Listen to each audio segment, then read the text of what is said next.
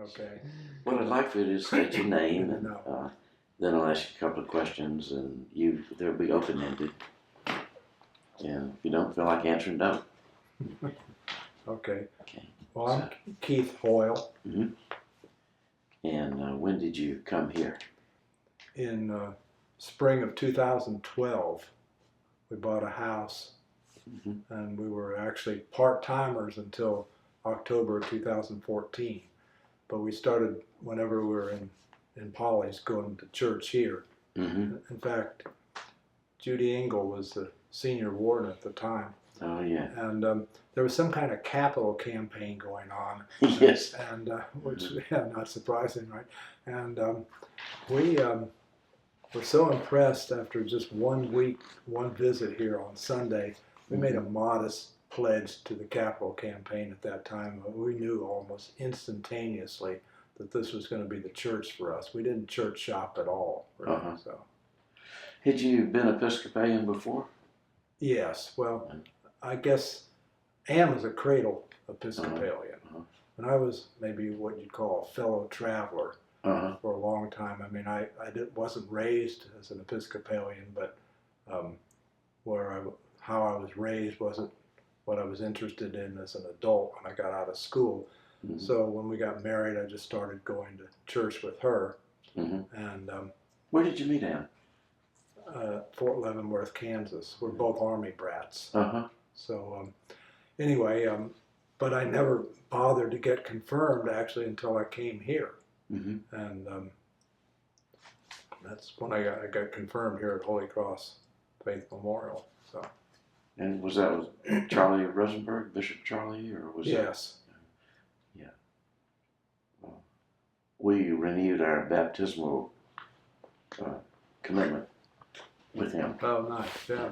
Yeah, he was very, very and nice. then we Reed and I have been married 50 years now, so we reaffirmed the marital covenant too. Oh, good. Well, tell me a little about Ann, meeting her and being with her. Yeah, well, it was, as I say, we were both Army brats, and actually I saw her in a theater on post at Fort Leavenworth, and my parents were in the theater also. I just mentioned to them, I said, I think I'm going to go over there and see if I can make an acquaintance with this young lady. And they said, well, you know, I think that's Charlie and Pat Thomas's daughter. They had had dinner with them a few nights before, because this is one of those things where if you're both infantry officers, you get stationed together periodically during your 30 years and so forth. So and you know they your weren't, kids. yeah, they weren't real close couples, but they knew each other. So I said, well, if that's the case, it shouldn't be too hard for me to get an introduction, which was arranged, and you know, went through this whole courtship process, and married about a year after I got out of school. And school was University of Kansas, wasn't it? Yes. Yeah. Jayhawks. Jayhawks, yeah. They're not doing too well lately. They've lost 3 in a row. Well, I remember last year they screwed around at the beginning of the year, and then they did fine, beat Carolina. Yeah. Yes. Yeah. Which was a surprise since they were down like 14 at half or something like that. But anyway, they won the game. Now, are you a Kansan or you were a service brat, so you were everywhere? Right. That's the hardest question to answer is where are you from? But service brat explains it. Yeah. Yeah. You were not only a service brat, you went into the Army, right? Well, because you had no choice. I mean, I graduated in '66. You know, Vietnam was really heating up, and so everybody went into the service unless they went to Canada or someplace. So But I stayed in. Well, I was out 2 years of active duty and 2 years of active reserve duty, and then maybe 4 years and kind of just reserve, you know, in a unit and so forth. And then I just had too much on my plate, so I dropped out. What'd you study at Kansas?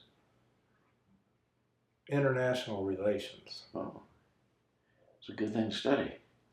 Well, so you can understand Russia and Ukraine, and maybe not. And Israel and Palestine. No, nobody can understand that.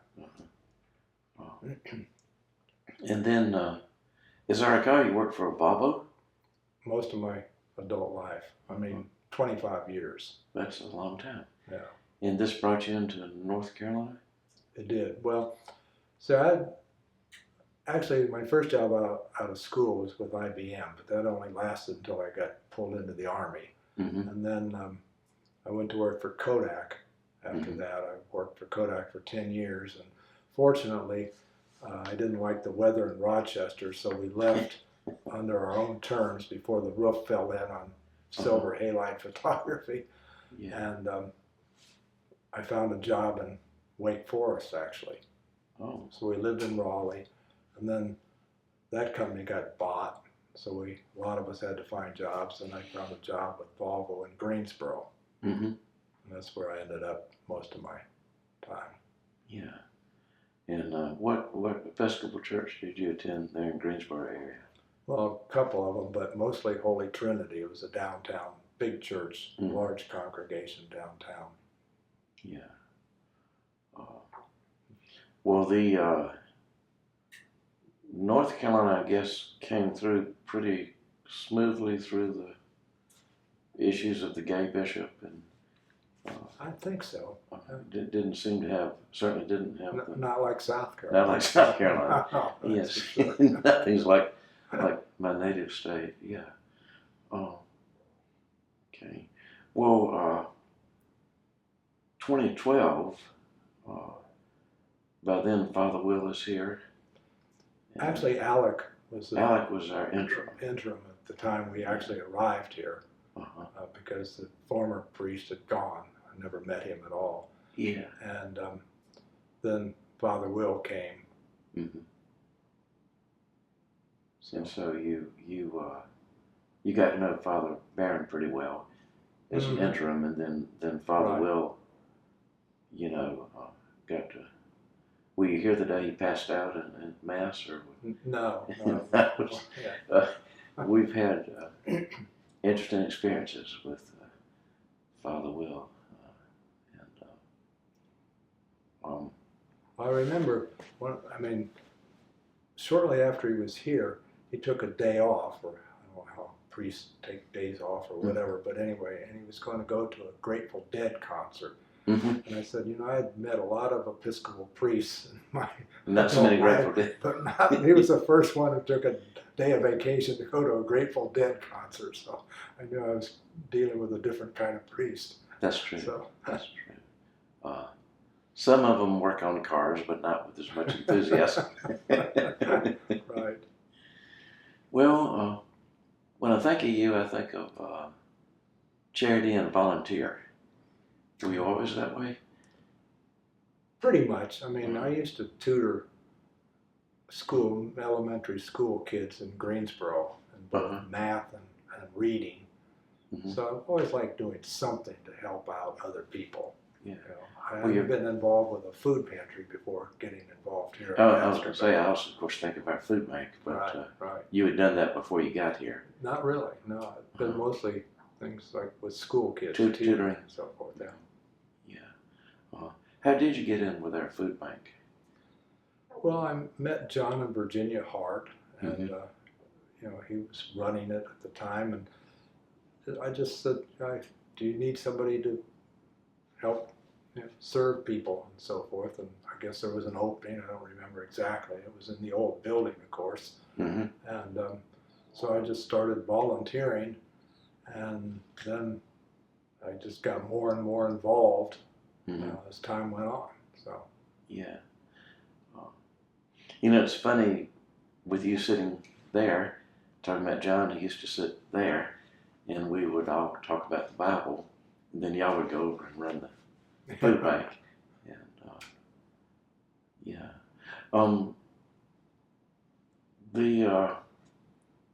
what motivates you to do this service?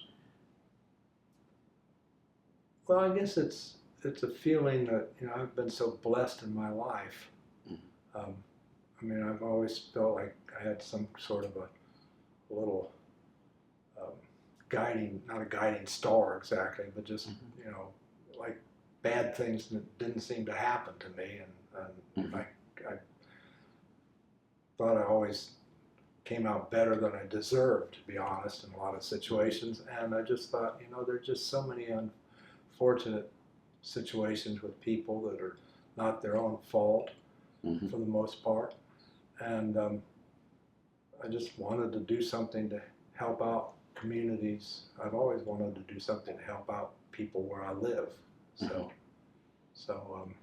the food pantry just seemed to fit. I mean, it was right part of the church. It was, it is an outreach mission of Holy Cross Faith Memorial. So it just seemed like that was a good activity. As I have tried to study our history, I learned that we were called the Hominy Church because we gave away food from the late 1880s when our forebears were in tiny chapels. The inside wall and the outside wall were the same board and leaking roof. But even so, in that poverty, we're giving food to others. And so that's about as old a tradition as we can find here. And of course, it's a black tradition of helping your own people.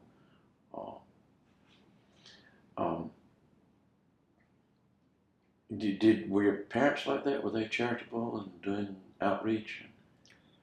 Well, my mom was.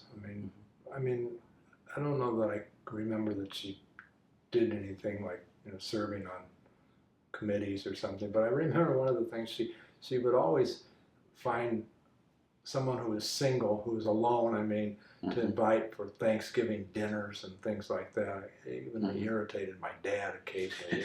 Why do we have to have strangers in Thanksgiving? But we often weren't anywhere where other relatives could join us because of where he was assigned. So it was a nice thing to do. So she was a very loving kind of person. And she was raised Episcopalian, or came in. It sounds Methodist, but no, actually, my mother was a Christian Scientist. That's interesting. Yeah. Did any of this wear off on you? Not exactly. I went through the motions as a kid and so forth, but it didn't take, I guess I'll say. Well, how did you become liberal on certain issues like sexuality and race? I think it was just innately the way I am. When we think about integration in schools and so forth, I was born in 1944, so decision to integrate schools was 54 by the Supreme Court. But in the Army, you went to school with black and white kids from your earliest time in school, because even like we were stationed at Fort Leonard Wood, Missouri, and that wasn't an particularly integrated state. And we went to a school. There weren't enough of us, I guess, to have a school on the post, so we went to a school in Waynesville, Missouri, which is just a small town, but there were black kids in my classes and so forth. So it just seemed normal to me to accept them as regular people, so to say. Not some secondary species or something crazy like that. The only institution I've been involved in that's truly integrated is the United States Army. Well, that's and, right. The university isn't, although we talk a good line, but we're not. So, I always, there weren't always a lot of black kids that I was around, but they were always there and so forth. And so it just seemed normal to accept them. And so I guess I've always been kind of liberal in my thinking. Right. Maybe I never thought another way. I just thought that's the way I should feel and did feel. And you've lived your life that way. And haven't really deviated from that. No, not really. Yeah. Um, what about issues of sexuality? Because those are a little more complicated than accepting black people. Well,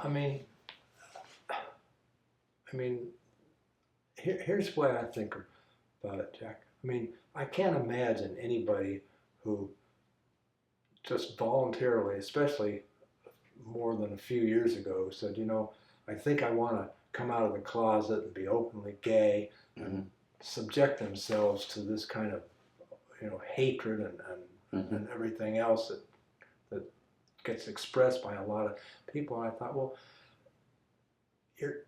nobody chooses. You're born that way, or you aren't. In my opinion, I'm not a scientist, or biologist, but it just seemed to me that if that's the way you are, you should be able to live your life like the rest of us and not have to hide your identity or that part of your identity and so forth. And I remember there was I don't know whether he wasn't an officer. The Army has a lot of civilians who work, and we were in Austria at the time. I was probably 8 or 9 years old.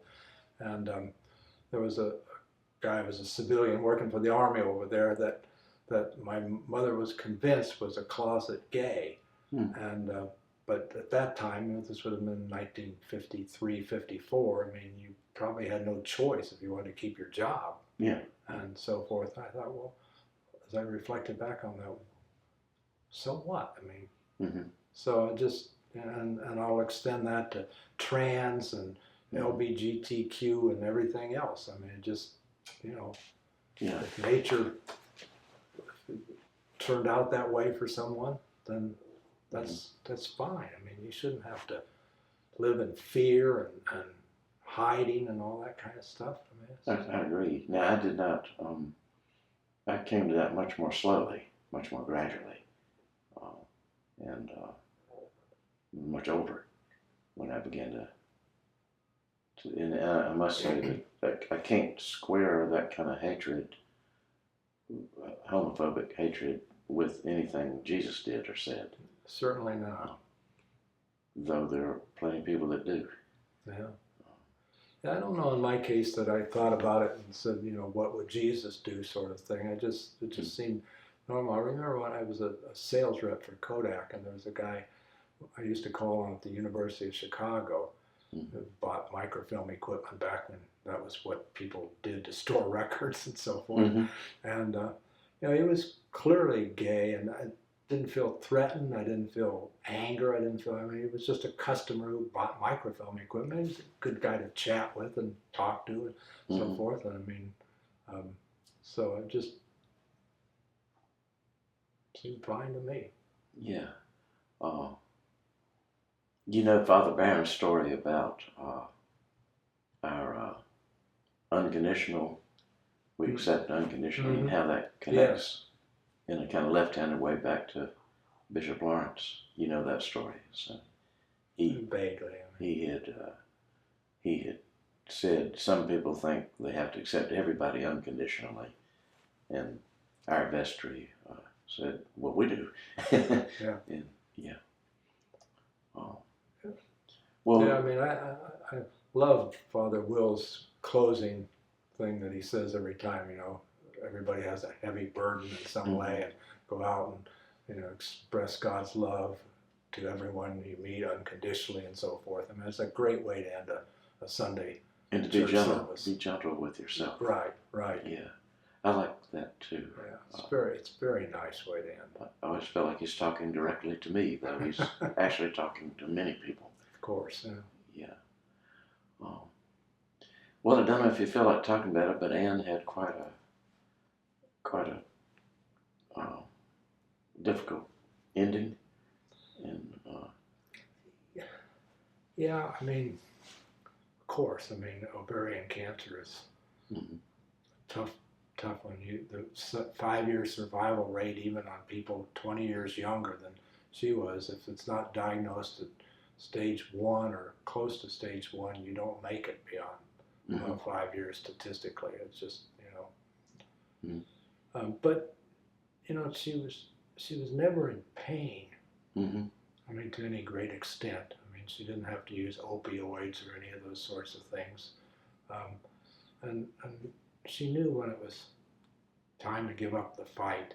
I mean, when the quality of life was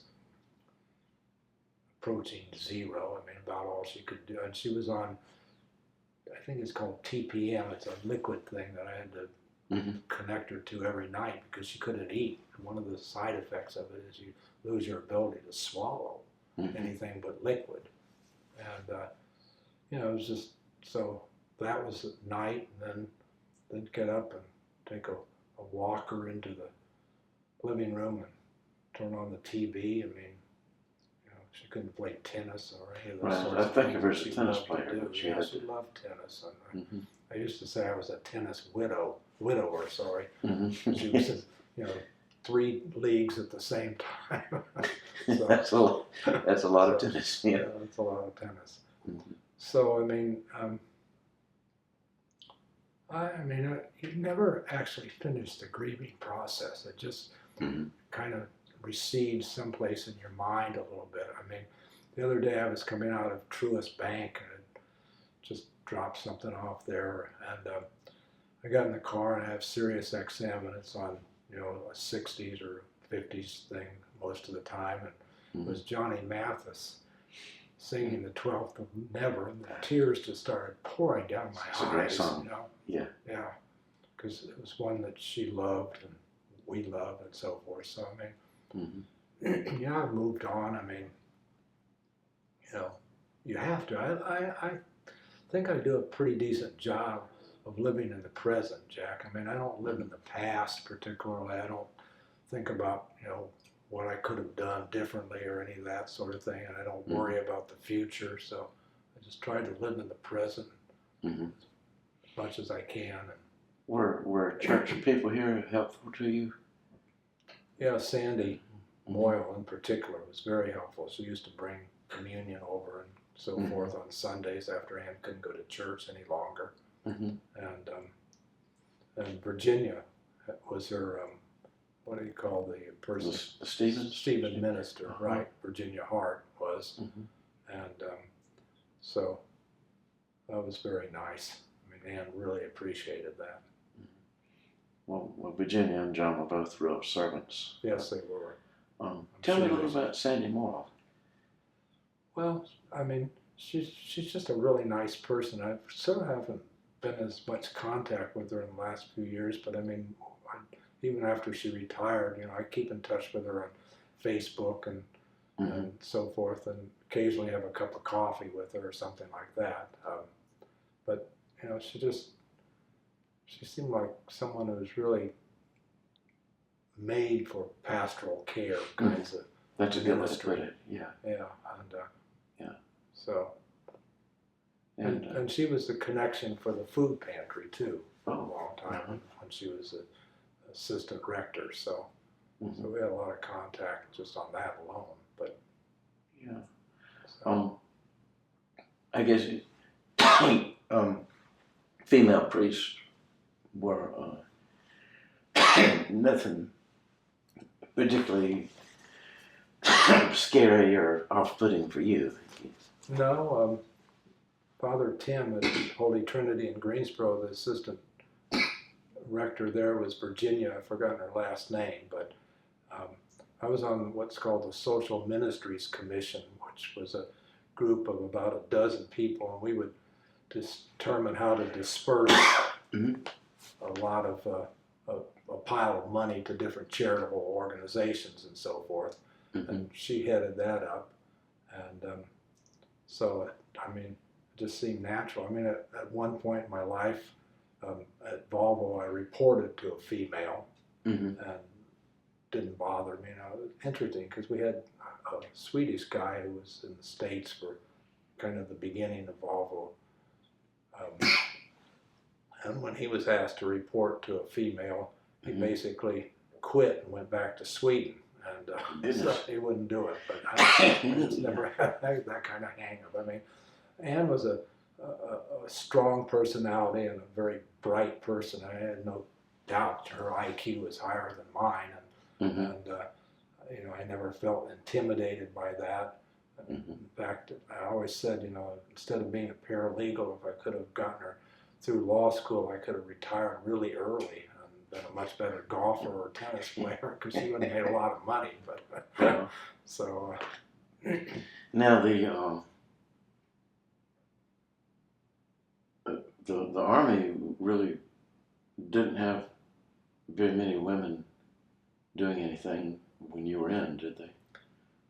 I don't think so. I mean, most of the females that, and there weren't many, Mm-hmm. that I came in contact. I mean, I spent 2 years at Fort Sam Houston, Texas. The Army decided not to send me to Vietnam, and Mm-hmm. I was married, and Yvonne was my adopted daughter, so I wasn't standing up saying, send me, send me. Mm-hmm. And I mean, we had a handful of enlisted personnel who were female, but that was it. But as a percentage, it was probably 3, 4, 5%, maybe a little Yeah. higher than that. I don't know. I was artillery, and I didn't go to Vietnam. I can't remember any women doing anything Yeah. in artillery. We were a data processing center, so I mean, it was a job that certainly didn't require you to be able to exert huge amounts of physical strength and so forth, but we still didn't have very many Mm-hmm. female enlisted personnel. Yeah. So the Army prepped you for living with black people, but as far as women working as equals, that came from somewhere else, not the Army. I suppose. I mean, trying to think back at Kodak, Mm-hmm. I don't remember a lot of female professionals. They were mostly secretarial and clerical kinds of jobs at the time I was there anyway. Mm-hmm. So I guess probably at Volvo was the first place. I mean, we had a female chief legal officer at one point, and a Mm-hmm. chief marketing officer, and so forth. So, you know, I mean, Swedes are pretty considered somewhat a matriarchal society. Mm-hmm. I mean, they've had, you know, Swedish premiers or prime ministers and so forth, and a lot of top cabinet officials for a long time. So, Mm-hmm. so Swedes are pretty willing to treat females and males the same in the workplace. Mm-hmm. So, I mean, but most of this is just you. It didn't yeah, come. I mean, wouldn't talk to you. You just were there. Right. I mean, I didn't struggle with it and think about it and have to reconcile my feelings with the reality of the workplace or anything else. It just, you know, I didn't seem to have any problem accepting people who could do a job, regardless of their, you know, their gender or their preferences sexually or otherwise. So.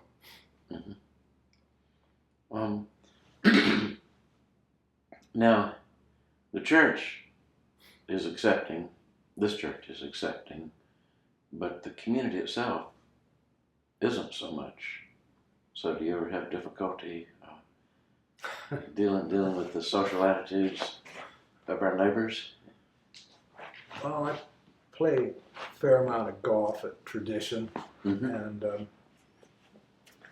sometimes, depending upon, you know, which league it is, it's there's, you know, you sit in the clubhouse and have a beer or something afterwards. And what I find is that my politics don't align very well with that of those of many of the golfers I play with, who politically are much further to the right than I am.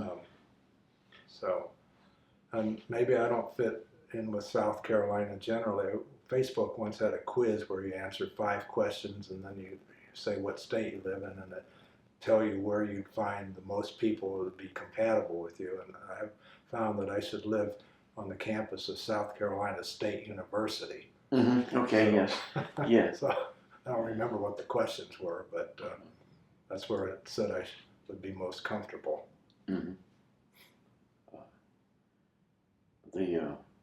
I've only known the academy, and it's thinks it's more liberal than it is, but you certainly do have a lot of women, and talk a lot about having black people, though we don't have many, and certainly certainly the sexual mores are very different from out in the business world as we think we see it. Uh, so a lot of whatever liberalism I have is the environment of the academy, I think, and that did not come naturally to me. It came gradually. I wasn't like you. Mhm. I was very South Carolina. Everybody here, we wish we had more younger people and kids, and it seems to be actually a little bit trending that way. A little bit, Yeah, slowly. Mm-hmm. But I mean, it's the demographics of the Waccamaw Neck. There just aren't as many Right. young families moving here. We So, when I first started, we were, particularly for the 8 o'clock service, were markedly black, and now we're down to we're less chocolate. There's fewer yeah, I black mean, people. it'd be nice if we were more integrated. I mean, Mhm. just not too many at all. And some of the elderly people, black people, are almost to the point where they're not going to be attending too many. Yeah, we're losing them. Yeah, That's yeah. part of our project was to interview everybody we could. Okay. Both races, but especially Yeah. those who had a real connection back to the starting point. Mm-hmm.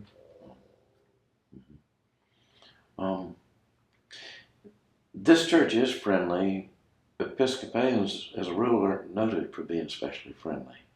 Did you have a different experience than other Episcopal churches?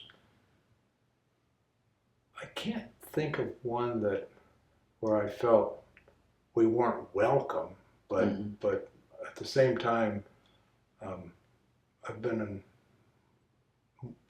Episcopal churches where nobody seemed to be anxious to meet new people Yes. and welcome and include them. But so I think this Holy Cross stands above all the others. I mean, I must have attended on a regular basis probably half dozen different Episcopal churches in my adult life. So, Mm-hmm. but I mean, I don't remember anywhere we said, okay, we're going to find another church. This one doesn't work for us. Mm-hmm. Rita and I have done that. We've left churches that were just too Okay. cold, Yeah. emotionally cold, and we're just thrilled with how Holy Cross worked. Yeah.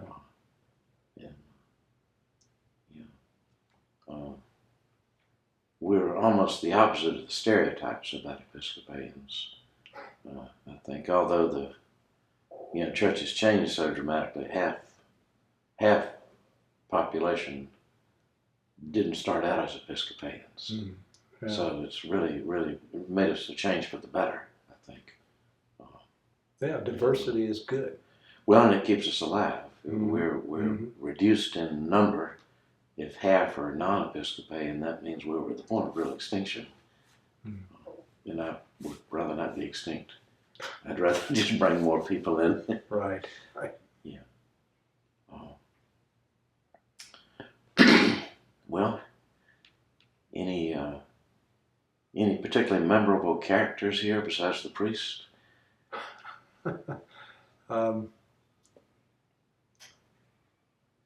Well, you remember when Jason was here? Is he Yes. I mean, Yeah. he was a pretty memorable He was. Yeah. priest in person. And I mean, I still see him on Facebook a lot. And I'm trying to figure out whether he actually works for the diocese or whatever job he has in Southern Florida, Yeah, because it he seems has like one. he's always in some foreign country or someplace vacationing. But It doesn't seem like work, does it? He's bound for greatness. Yeah. He's yeah. doing well. I mean, he was just a superior human being in my estimation. Yeah, that's a good way to put it. So, I mean,